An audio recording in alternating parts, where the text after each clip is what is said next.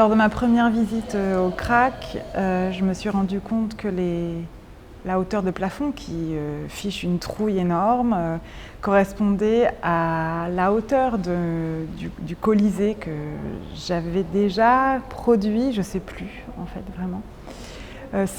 J'étais en train de produire le Colisée, enfin les arènes, et donc immédiatement je me suis dit ah tiens, ça alors c'est une chance, elles vont s'encastrer pile poil dans la hauteur des portes.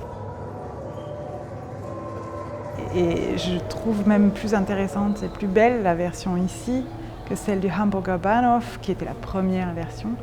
Parce que si au Hamburger Bahnhof, elles se perdaient dans l'espace, malgré leur gigantisme, ici, c'est la boîte sur mesure de ce gâteau. Donc on commence par la dernière pièce monumentale. Il y a eu d'autres pièces entre-temps, mais pas à cette échelle-là, pas aussi grande. Et on finit par la première pièce monumentale, qui est Grotta Profunda Approfondita. Donc en fait, c'est deux pièces comme ça qui aussi marquent 11 ans de travail. Et en fait, il y a surtout des projets récents.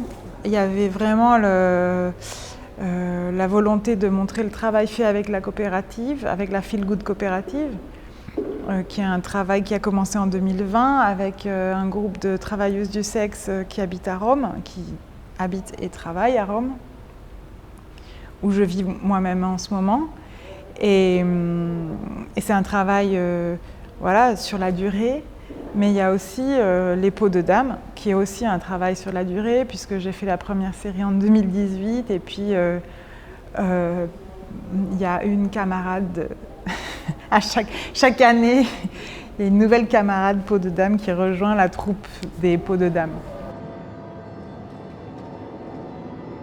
L'omniprésence féminine, en tout cas dans cette exposition, dans le travail en général bien sûr, complètement même. Et dans le travail avec la Feel Good coopérative, il y a forcément aussi une présence masculine, puisqu'elles sont trans, puisque leurs clients sont des hommes. Donc en fait, il y a beaucoup d'hommes partout dans mon exposition et dans mon travail. Et voilà. C'est omniprésence pour omniprésence. C'est dent pour dent, œil pour œil. Et on n'a pas parlé aussi d'une nouvelle pièce qui est vraiment faite pour ici, qui est Blonde couloir, donc Blonde corridor, qui est une découpe d'une image gigantesque de Marilyn Monroe, qui est du coup découpée et qui redessine l'espace du CRAC, pas vraiment, mais qui l'habille tout en changeant les directions. C'est pas la première fois que je travaille comme ça, donc j'ai fait pas mal d'installations auparavant avec des récupérations de décors de théâtre, qui ont déjà la taille monumentale qui est possible dans le théâtre, et je crée une nouvelle œuvre. Avec Rachel Garcia, j'ai tout d'abord créé et inventé, imaginé les costumes de Grotta Profunda, qui est ce film que j'ai fait en 2011. Et ça a été une rencontre, explosive, puisque 11 ans après, on travaille encore ensemble. Je pense aussi qu'avec elle, j'ai appris au cours de ces années à travailler avec l'espace, à travailler avec des matériaux et à travailler avec le monumental. Elle vient du théâtre, de la danse, elle vient donc de formats qui sont de toute façon monumentaux, enfin qu'on appelle monumentaux dans l'art contemporain, mais qui sont en fait les formats de la scène.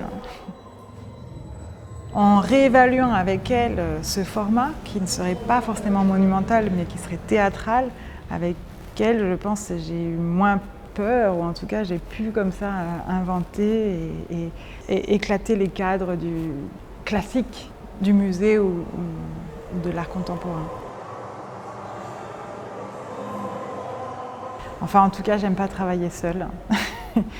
Et le théâtre et la danse m'a beaucoup appris de la possibilité de ça, du plaisir et de la joie de travailler avec les autres. Mais je sais très bien que pas tous les artistes sont comme ça.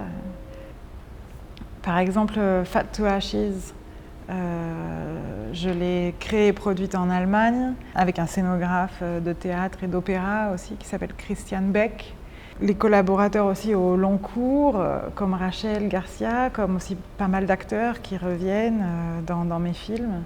Et non, en fait, dans la collaboration, ce que j'adore, c'est qu'il y a la possibilité de l'improvisation quand une collaboration est déjà solide. Parce que c'est comme jouer avec l'autre, c'est comme jouer ensemble. C'est-à-dire qu'après, il y a ce plaisir d'avoir eu déjà une expérience qui permet le jeu et la souplesse et les risques. Voilà, comme une équipe. En gros, je suis en train de décrire une équipe. Voilà.